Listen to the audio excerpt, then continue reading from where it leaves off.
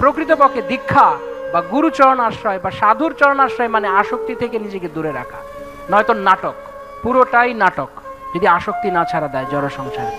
আসলে ভক্তি সিদ্ধান্ত সরোজ ঠাকুর প্রভুপাদ একটা ছোট কাহিনী বলেছেন।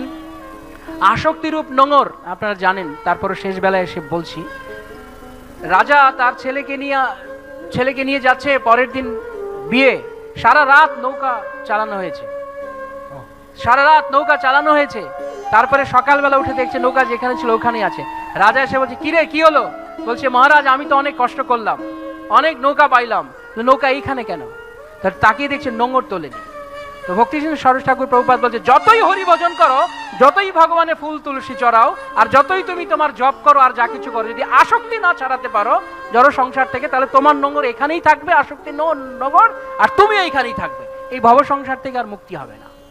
শিল প্রভুপাদ কি।